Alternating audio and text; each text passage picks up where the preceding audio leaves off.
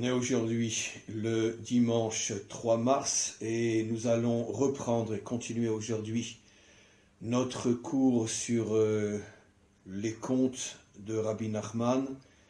Il est vrai que ça fait déjà un certain temps que nous nous sommes interrompus pour parler d'autres choses. Il y a eu aussi mon voyage en France. Bref, ce n'est pas évident de se rappeler tout ce qui a déjà été dit, déjà enseigné, des choses extrêmement profondes, extrêmement intéressantes. Je vais donc faire un très bref résumé qui n'en est pas vraiment un. Et je vous invite tous et toutes à reprendre les derniers cours sur ce conte fabuleux, sur bien sûr les messages de ce conte extraordinaire, sur la princesse, la fille du roi qui a été enlevée. Et comme on l'a expliqué, la fille du roi représente finalement la royauté, le pouvoir qui a été, entre parenthèses bien évidemment, parce que c'est ce qu'il a lui-même, le maître du monde, décidé en créant le monde. Il a décidé que sa royauté pourrait lui être enlevée et que finalement ce sont d'autres que lui qui dirigeraient ce monde, bien évidemment, à nos yeux, parce que même si nous avons l'impression que le maître du monde est absent de ce monde, en tous les cas qu'il ne dirige pas ce monde et que ce monde est dirigé par les méchants qui ont enlevé la fille du roi et qui s'approprient finalement le pouvoir et la direction de ce monde, tout ça n'est vrai qu'à nos yeux, parce que bien évidemment dans le secret profond et dans les mystères de l'histoire, c'est toujours lui, le maître du monde, qui dirige son monde, mais en tous les cas nous ne le voyons pas, nous ne le comprenons pas, et nous avons le devoir de ramener la fille du roi à son père, c'est-à-dire de ramener la royauté à Hachem, c'est-à-dire d'amener le monde à comprendre qu'il n'est pas seulement le créateur,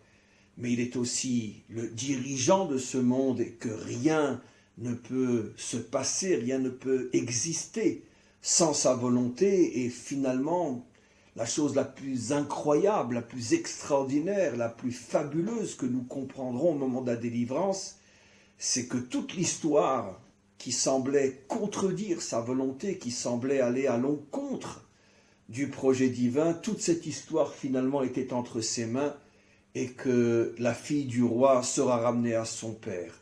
Mais c'est notre mission à nous, de ramener le monde à cette conscience, c'est-à-dire de ramener encore une fois la royauté à son véritable propriétaire.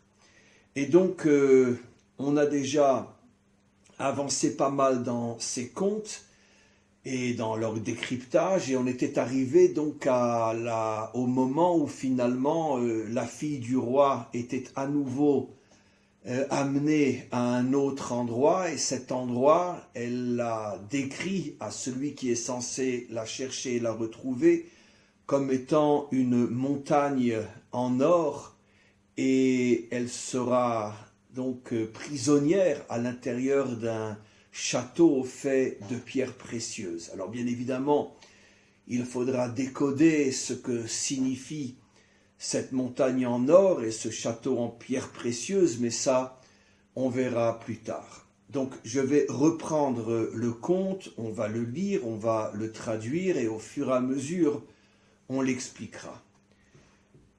Ve'shir ha'mesharet ve'inicho ve'alar levado levaksha. Le serviteur du roi, qui est à la recherche donc de la princesse, décide de continuer seul sa recherche de la princesse. Il sait qu'il doit trouver une montagne en or sur laquelle se trouve un château fait de pierres précieuses et qu'elle est là-bas. Ve'alar kamashanim levaksha, à nouveau il repart pour de nombreuses années où il la cherche. Bien sûr, ces nombreuses années, nous avons rencontré cette expression déjà plusieurs fois dans ce conte, ça fait bien sûr allusion à toute l'histoire humaine de très nombreuses années, ou de génération en génération, et dans chaque génération il y a une poignée d'hommes qui sont conscients de ce qu'est véritablement la mission, la nature de l'existence véritable d'un homme sur terre, retrouver la princesse disparue, ramener la royauté au maître du monde, et les années passent, les générations passent, et elle n'est toujours pas revenue, nous n'avons toujours pas réussi à ramener finalement la royauté à son véritable propriétaire. Il s'est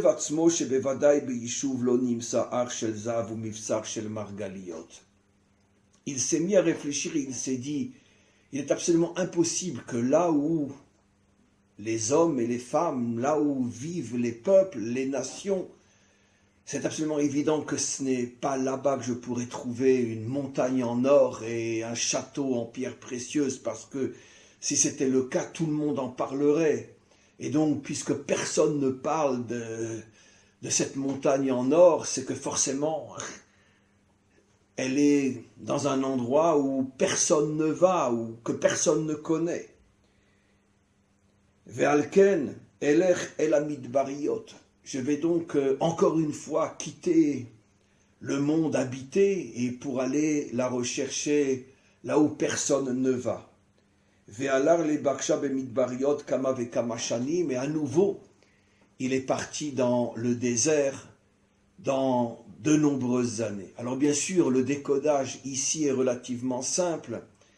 Ce que Rabbi Nachman veut nous faire comprendre, c'est que pour retrouver véritablement la fille du roi, c'est-à-dire pour finalement réaliser le projet réel de la création de l'homme, ce n'est pas là où se trouve la majorité, ce n'est pas là où finalement vivent sans se poser les réelles questions, ce n'est pas là où vivent la majorité des hommes que l'on pourra véritablement trouver la princesse disparue. Parce que là où vivent la grande majorité des hommes, c'est là que se trouve finalement soit l'inconscience, soit le mensonge, tout ce qui est faux, tout ce qui est superficiel, tout ce qui n'est pas la vérité vraie. Lorsqu'un homme part à la recherche de la vraie vérité, il est obligé de se marginaliser. Il est obligé finalement de se retrouver seul, dans un endroit où il ne sera pas accompagné, dans un endroit où personne ne le suivra. Sans doute que la grande majorité le prendront pour un fou et comme un égaré, mais il n'y a pas de choix possible autre que celui-là. Tant que finalement je veux rester dans le système, tant que je veux être avec tout le monde, eh ben je serai monsieur tout le monde, c'est-à-dire je serai monsieur personne, parce que le système m'englobe. Et je ne parle pas forcément uniquement, comme on le verra plus tard, le système qui est celui des méchants, des menteurs, je ne parle pas de ça. Même dans un système plus moral, plus spirituel, le principe est le même. À partir du moment où tu vas là où se trouve la grande majorité, tu ne peux que t'éloigner du véritable projet divin. Parce que dans ce monde, là où se trouve la majorité, même sur le plan moral et spirituel, là où se trouve la majorité ne peut pas se trouver la vérité. Pour trouver la vérité, il faut que tu acceptes de te marginaliser. Il faut que tu acceptes d'aller là où personne ne va. Il faut que tu acceptes de vivre dans une grande, profonde solitude, en te demandant, mais comment se fait-il que personne ne m'accompagne, personne ne me suit. Au contraire, tous ceux qui savent le chemin que j'ai pris me critiquent, me condamnent, m'humilient. Mais c'est le prix à payer pour retrouver la fille du roi. C'est le premier principe fondamental que Rabbi Nachman nous enseigne. Là où tout le monde est, tu n'as aucune chance de trouver la vérité. Mets-toi en marge de l'endroit où tout le monde se trouve. Accepte d'être seul. Rentre dans la solitude. Cherche de toutes tes forces. Et peut-être tu trouveras. Et donc, l'ami du roi qui recherche donc la princesse disparue se retrouve à nouveau seul dans le désert. Acharka ra'a Adam gadol me'od. Et tout d'un coup, au bout de nombreuses années de recherche, il rencontre un homme immense, un géant. She'eno enoshi klal, qui n'avait pas du tout l'apparence d'un être humain normal, standard, par sa grandeur, par son apparence, par son style. C'était un homme, dit Rabbi Nachman, mais il n'en avait pas du tout l'allure. Sheye Adam Gadol Kolkar, parce que jamais le conseiller du roi, l'ami du roi, n'avait rencontré un homme si grand, si particulier. Venassa Ilan Gadol. Et cet homme-là tenait sur lui, portait un arbre très grand. Il portait un arbre très grand. Quelqu'un a voulu rentrer, je lui ai dit qu'il pouvait rentrer. Et donc, il portait sur lui un arbre immense. On va bien sûr décoder dans quelques instants. Donc, un géant, un homme géant qui n'a pas l'allure d'un homme, qui porte sur lui un arbre immense. Chez Bayishuv, Enonim Sa'ilan Gadol Kazé. Jamais dans le monde habité, le serviteur du roi avait vu un homme si grand et un arbre si grand.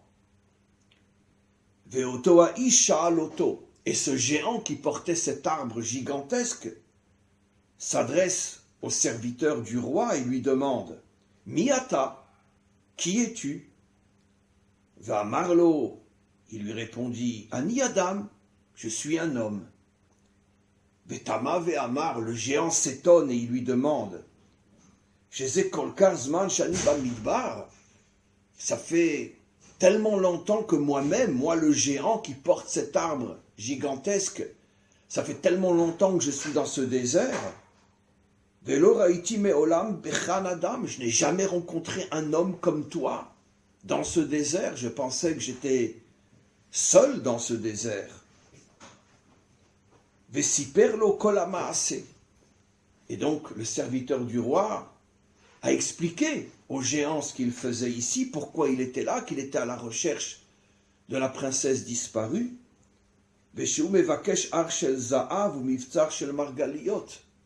Il lui dit ça, je suis à la recherche d'une montagne en or, au sommet de laquelle se trouve un château fait de pierres précieuses. À Marlo, le géant lui dit, tu perds ton temps, écoute, tu ne trouveras jamais dans ces déserts ce que tu cherches. Il n'y a pas de montagne en or au sommet de laquelle il y a un château de pierres précieuses. Il lui a dit, mais tu es complètement fou, mais comment tu as quitté le monde civilisé pour te retrouver dans un désert pour chercher des bêtises pareilles. Il l'a traité de fou, mais tu es complètement malade, tu es complètement fou. Tu n'as aucune chance de trouver ce que tu cherches. Alors le serviteur du roi s'est mis à pleurer énormément.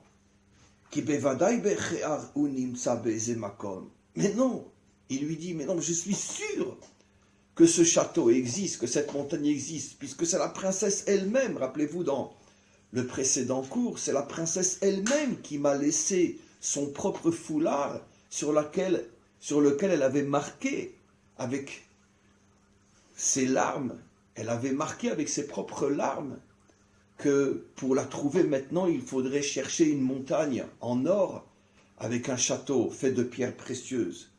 Et j'ai reconnu ce foulard, je sais que c'est son foulard. Donc c'est clair que ce château existe, dit-il au géant. Ve'udachaoto.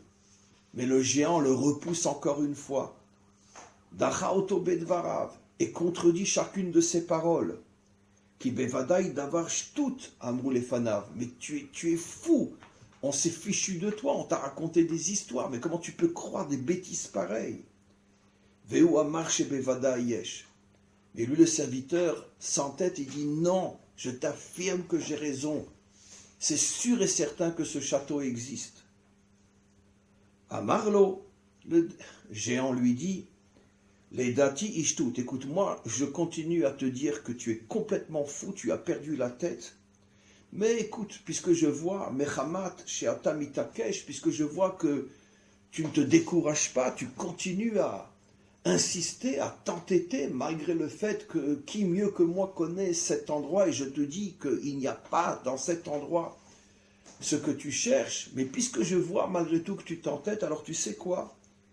Ine ani memune al kol achayot. Sache que moi, ma responsabilité est que je suis responsable, je suis le dirigeant de tous les animaux, de toutes les bêtes sauvages qui se trouvent dans cette région.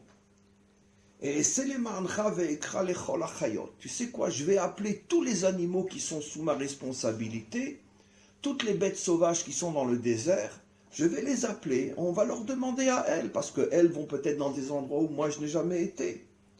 Qui aiment Ratsim et Kol Haolam, puisqu'elles se trouvent partout, et c'est clair que moi je ne peux pas être partout comme les animaux sur lesquels je suis responsable. On va demander aux animaux. Peut-être que l'un d'entre eux connaît cette montagne et ce château. Il a donc amené toutes les bêtes sauvages, toutes les créatures, tous les animaux dont il était responsable, et il leur a posé la question. Et tout ont répondu au géant, mais non, mais absolument pas, mais c'est de la folie. On parcourt, on sillonne tous les déserts, on n'a jamais vu un endroit pareil. Vers Marlo, et le géant se retourne à nouveau vers le serviteur et il lui dit, tu vois bien maintenant, tu as la preuve qu'on s'est fichu de toi. C'est de la folie ce que tu demandes. Fais-moi enfin confiance et quitte le désert et retourne dans le monde civilisé, retourne vivre avec la majorité. Tu ne trouveras pas ce que tu cherches. Ça n'existe pas dans ce monde ce que tu cherches. Mais lui a malgré tout continué à insister, malgré toutes les tentatives de le décourager. Il dit non, je sais que ce château existe. Alors bien sûr, l'histoire continue. Nous, on va arrêter le texte ici pour l'instant et on va commencer à décrypter cette histoire absolument fabuleuse. Alors, le géant qui porte un arbre gigantesque sur lui fait allusion au grand maître de la Torah, au grand géant de la Torah. Et l'arbre, bien évidemment, fait allusion à la Torah elle-même. D'où sait-on que l'arbre fait allusion à la Torah? Parce que la Torah est appelée Etz Chaim Hi la Machazikim Ba. Un arbre de vie, un arbre qui donne la vie pour ceux qui s'accrochent à cet arbre. D'ailleurs, comme vous le savez, l'arbre de la connaissance du bien et du mal était aussi d'une certaine manière une allusion à la Torah, mais à une Torah qui n'est pas la véritable Torah. On en a souvent parlé dans différents cours, je ne vais pas reprendre cette notion de l'arbre de la connaissance aujourd'hui, mais quoi qu'il en soit, c'est un principe fondamental, un des codes les plus décodés, les plus connus dans toute la Torah. L'arbre fait allusion à la Torah elle-même. Il y a bien sûr des raisons à cela, parce qu'il y a des racines, une partie qui est cachée,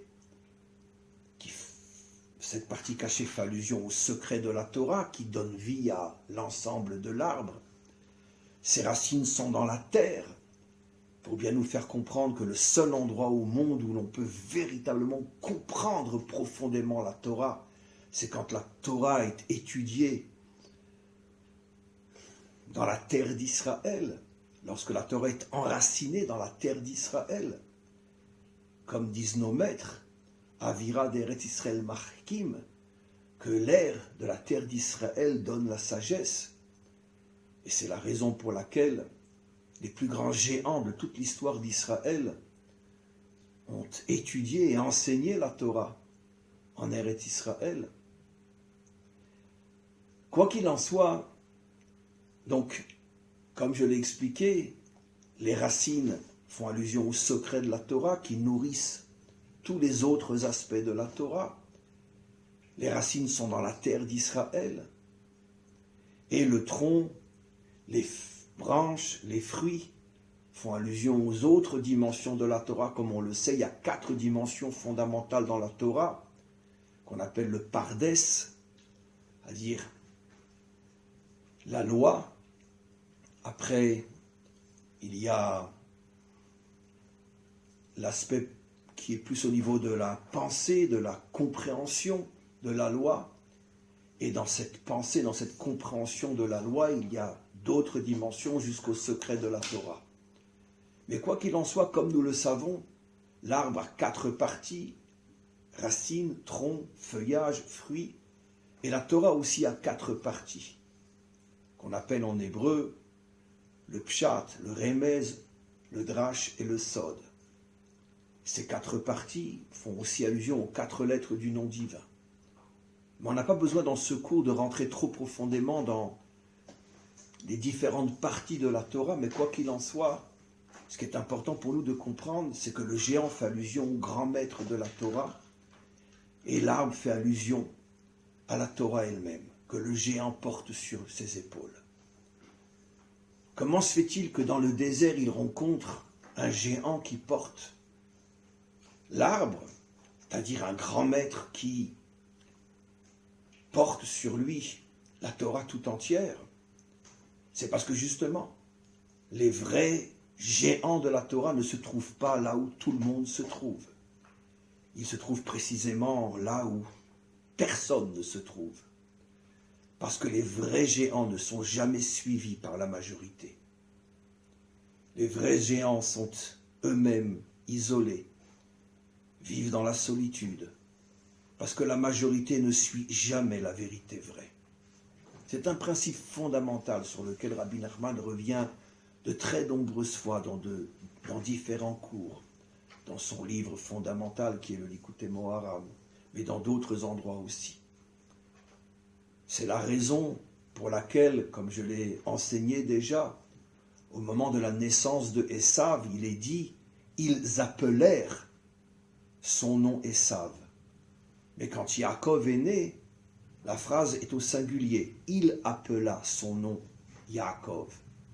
Comme c'était des jumeaux qui sont nés au même moment, comment se fait-il qu'on utilise le pluriel pour nommer Esav et le singulier pour nommer Yaakov? Nos maîtres répondent parce que la majorité est toujours du côté du mensonge, du côté du mal, en tout cas du côté de ce qui n'est pas la vérité vraie.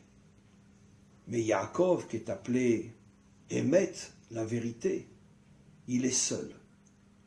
Et donc, il est nommé au singulier, il l'appela. Et nos maîtres vont jusqu'à dire, c'est même pas un homme qui l'appela Yaakov, c'est le maître du monde qui l'appela Yaakov, comme pour dire, il n'y avait personne aux côtés de Yaakov, parce que justement, il représentait la vérité. Et ça, c'est quelque chose qui n'est pas évident et pas facile à comprendre. Parce que dans ce monde, on voit souvent des hommes de Torah, des groupes de Torah qui sont malgré tout suivis par énormément de fidèles, d'élèves. Mais même si ce sont des gens bien, ce ne sont pas ceux qui incarnent la vérité vraie. Il y a dans la vérité différents niveaux. Mais la vérité vraie, la vérité absolue, la vérité authentique, jusqu'à la délivrance finale au moins, ne peut pas être acceptée et suivie par la majorité. Ceux qui sont proches de la vérité vraie sont forcément, nécessairement, de grands solitaires, parce que personne ne les suit, et au contraire, ils s'attirent critiques, reproches, et vivent dans une solitude totale. Et donc c'est la raison pour laquelle ici Rabbi Nachman nous explique que dans ce désert, là où personne ne va, notre serviteur rencontre un géant. Un homme qui lui aussi est seul, qui est un géant de la Torah, qui porte sur lui cet arbre. Mais là, quelque chose d'absolument incroyable va se passer. Cet homme de Torah qui, comme le serviteur, a compris que le vrai chemin pour atteindre la vérité est celui de la solitude, se mettre en marge de là où tout le monde va et de là où tout le monde se trouve. Ce qui est absolument incroyable, c'est que c'est précisément ce géant qui va décourager le serviteur de retrouver la fille du roi, jusqu'à le traiter de fou. Comment est-ce possible? Ici, Rabbi Nachman fait allusion à quelque chose d'absolument incroyable, d'une profondeur inimaginable que seul ce maître a eu le courage de révéler. Oui, on peut être effectivement un géant dans la Torah, mais pas forcément se préoccuper véritablement de ce qu'est le véritable projet d'Hachem, retrouver la fille du roi. Parce que dans la Torah, il y a différents aspects. Par exemple, un homme peut être un géant dans l'étude, l'enseignement de la loi. Il peut être effectivement quelqu'un de gigantesque, qui est capable d'enseigner dans les moindres détails la loi et son accomplissement à tout Israël. Mais toute sa vie, il va la consacrer à l'étude et à l'enseignement de la loi. Quelque chose qui est fondamental, extrêmement important, vital. Et il peut être dans ce domaine un véritable géant. Mais ce n'est pas encore, malgré tout, le véritable projet de retrouver la fille du roi, de ramener ce monde à son créateur, de redonner la royauté au maître du monde, comme il est dit, Bayom haou yeh Hashem le melech al kol haaretz. En ce jour, Hashem sera roi sur toute la terre. C'est évident que l'enseignement de la loi est fondamental, parce que c'est un outil indispensable pour arriver à réaliser le projet. De la même manière qu'un soldat a besoin d'armes, de la même manière que pour pouvoir vivre dans ce monde, on a besoin d'habits, de chaussures, pour voir, on a besoin de yeux, pour parler d'une bouche.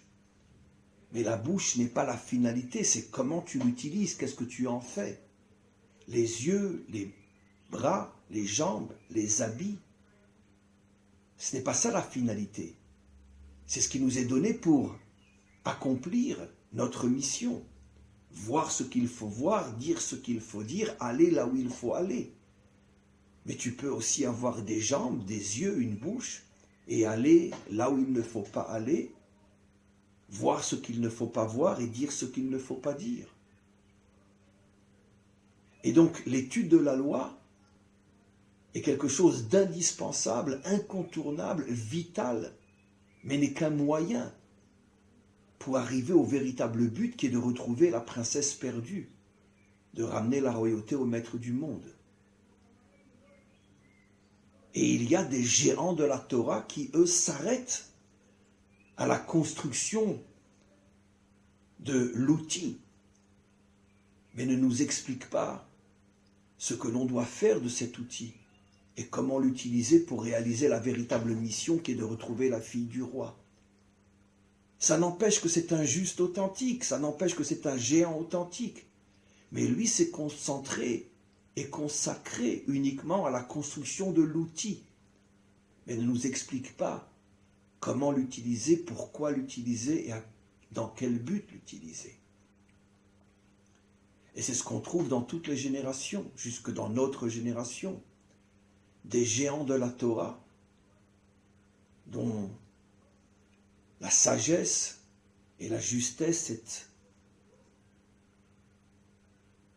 absolument gigantesque, mais malgré tout, ce n'est pas eux qui vont être capables de nous amener jusqu'à la fille du roi. Pire encore, et ça aussi malheureusement c'est vrai, lorsqu'un géant de Torah consacre toute sa vie à une partie de la Torah, mais non au but final de la Torah, il finit des fois par oublier quel est le but véritable. Et il prend finalement cette partie de la Torah comme étant le but, et au point d'oublier qu'il ne s'occupe que d'un instrument, mais non du but réel de la Torah. Et il pourra même parfois nous décourager et nous prendre pour un fou si on lui parle un langage que lui ne peut pas comprendre, parce que ce n'est pas du tout l'approche qu'il a de la Torah.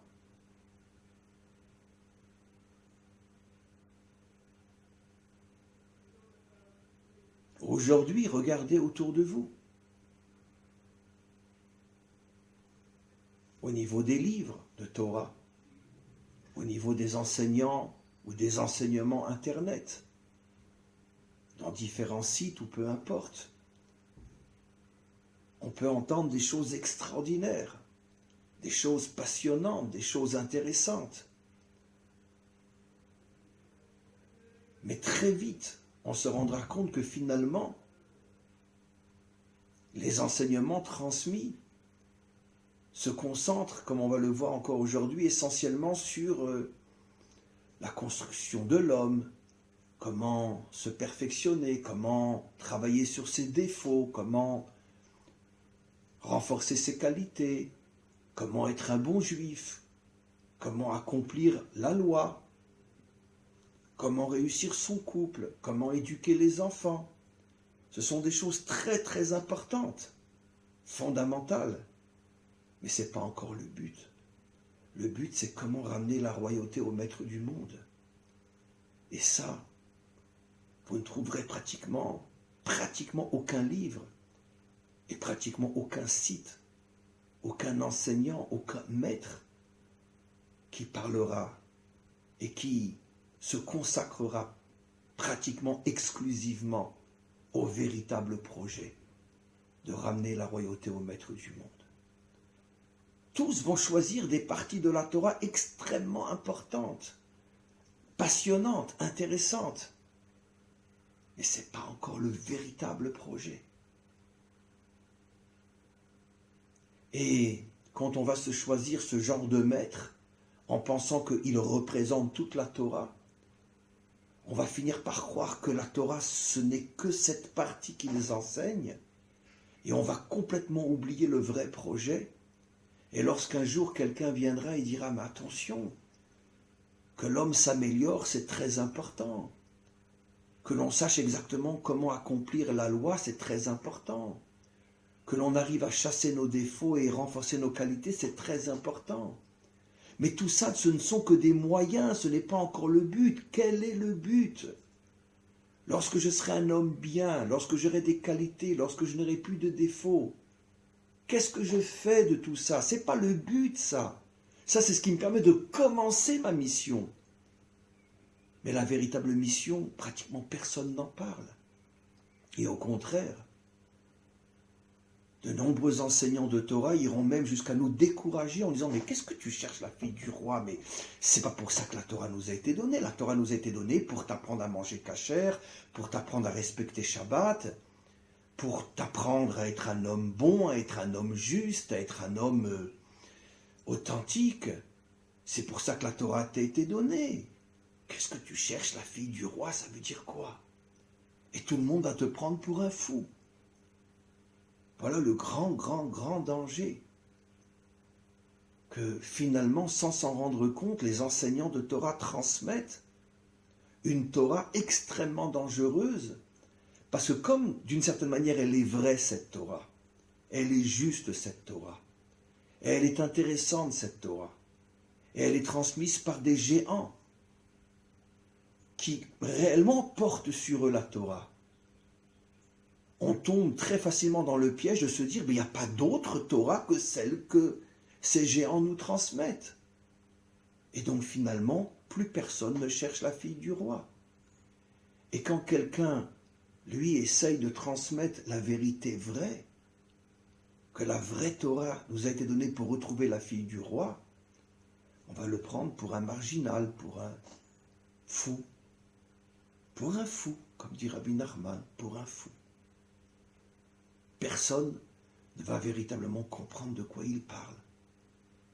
La Torah nous enseigne comment manger kasher, comment faire Shabbat, comment mettre les tefilines, comment être bon, comment ne pas être méchant. C'est ça la Torah, un point, c'est tout. C'est quoi la fille du roi?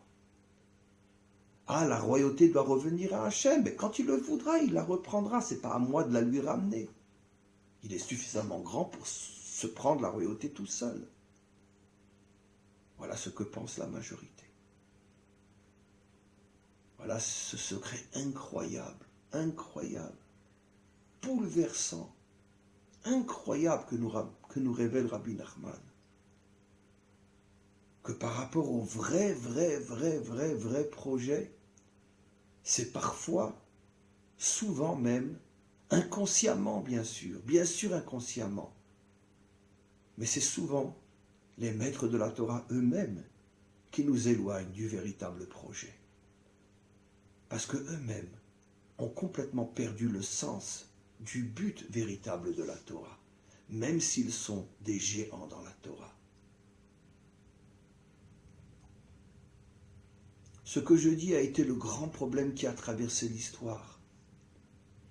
Pendant des siècles, les maîtres qui étudiaient les secrets de la Torah, afin justement de comprendre le but réel de la Torah, qui n'est révélé qu'au niveau des secrets de la Torah, ces maîtres étaient toujours marginalisés.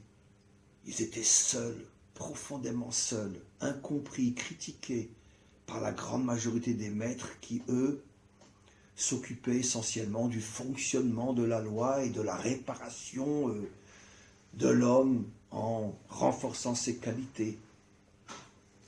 Finalement, la Torah qui n'est pas la Torah authentique s'occupe de l'homme plus que du maître du monde. C'est-à-dire de ramener le monde au maître du monde. Le Talmud nous rapporte une chose absolument incroyable. Rabbi Shimon Bar Yochai, le maître du Zohar, était tellement seul, tellement incompris, tellement méconnu dans sa propre génération qu'un jour il est venu pleurer chez son maître, Rabbi Akiva, lui dire « Mais maître, comment c'est possible que je sois tellement seul avec tout ce que je sais, tout ce que j'ai à transmettre? Je n'ai même pas 10 élèves. » Et son maître, Rabbi Akiva, lui a répondu « Sache, contente-toi de savoir que le maître du monde et moi savons qui tu es. » Et Rabbi Shimon Bar Yochai, quand il a quitté ce monde, il n'avait que 7 élèves. Et aujourd'hui, qui ne connaît pas Rabbi Shimon Bar Yochai? Mais à son époque, il n'avait que 7 élèves. Il y a eu un moment où il en a eu 10, après c'est descendu à 7, 3 sont décédés. Le Hari HaKadosh, le grand maître de la Kabbalah, Rabbi Shimon, c'est le grand maître du Zohar. Le Hari HaKadosh est décédé très jeune, à l'âge de 38 ans. Jusqu'à l'âge de 37 ans, personne ne le connaissait. Et pendant 1 an, la dernière année de sa vie, il a transmis tout ce qu'il savait à son élève Rabbi Chaim Vital. Et peut-être 4, 5, 10 personnes ont eu le temps de se rendre compte de qui il était, mais il a quitté ce monde avant que peut-être 10 personnes aient su qui avait vécu dans cette génération. Rabbi Shimon Bar Yochai a eu 7 élèves, 10 élèves. Le Hari HaKadosh en a eu 1. Le Baal Shem Tov, pareil, était un homme très méconnu dans sa génération, critiqué, poursuivi. La grande majorité ne s'intéressait pas du tout à ses enseignements. Tous les maîtres des secrets dans toutes les générations, tous ceux qui se sont véritablement occupés de ramener la fille du roi, tous ont vécu comme des solitaires. Et inconsciemment, Je ne dis pas que c'était méchant, mais inconsciemment, la grande majorité de leurs détracteurs étaient précisément des maîtres de la Torah, mais qui avaient une vision de la Torah qui n'était pas du tout celle qui touche le but et le pourquoi de la Torah. Voilà le grand secret que nous révèle Rabbi Nachman. Alors je terminerai juste par le décodage de ce que dit le géant. Je suis préposé sur toutes les bêtes sauvages de ce monde. Bien, on va les faire venir et leur demander si elles ont entendu parler d'une montagne en or. Qu'est-ce que cela signifie? Alors bien évidemment, la bête sauvage, c'est l'animalité, la bestialité. C'est-à-dire que Rabbi Nachman fait allusion ici au fait que ce grand maître, qui voulait décourager le serviteur de retrouver la fille du roi, fait partie de ces maîtres de la Torah qui pensent que la Torah n'a été donnée que pour lutter contre l'animalité, la bestialité qu'il y a dans l'homme. C'est sûr que c'est très important. C'est sûr que c'est fondamental. C'est incontournable. Mais ce n'est pas encore le but. Tu ne peux pas dire qu'un homme qui a réussi à dominer sa bestialité, son animalité, ça y est, a atteint le but et le pourquoi de la Torah. Et lui, ce géant, pensait que toute la Torah n'est là que pour que l'homme arrive à s'élever au-dessus de son animalité. Non. C'est un moyen, mais ce n'est pas encore le but. C'est un moyen, mais ce n'est pas le but. Et le but, ce géant lui-même ne le connaissait pas, au point qu'il pensait que le serviteur était un débile mental à chercher un but dont il avait, lui, jamais entendu parler. Non, le but de la Torah, c'est pour que tu arrives à dominer ta bestialité. Je suis responsable des animaux. C'est-à-dire que je travaille sur l'animalité de ce monde, sur la bestialité de ce monde. C'est comme ça que je comprends le pourquoi de la Torah. Non, lui dit le fils du roi, le serviteur du roi. Non, c'est important, c'est vrai, tu es un géant dans ce domaine, mais ce n'est pas encore le but. Et l'autre le traite de fou. Waouh! Je vous avoue, mes amis, que à vous décrypter cette histoire et les autres qui suivront, j'en suis moi-même complètement bouleversé. Les secrets que cache Rabbi Nachman dans ces histoires sont tellement fabuleux.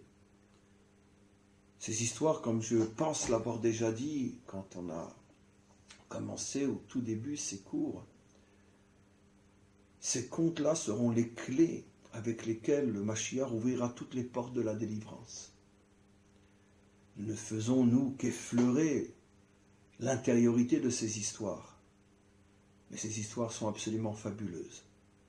Le Mashiach parviendra à tout expliquer, à tout comprendre d'abord et à tout expliquer. Et c'est avec ces histoires qu'il libérera le monde quand il aura atteint tous les secrets que ces histoires cachent. Des histoires absolument incroyables qui contiennent tous les secrets de la création jusqu'à la délivrance finale et bien plus encore. On va s'arrêter là pour aujourd'hui et on continuera très prochainement.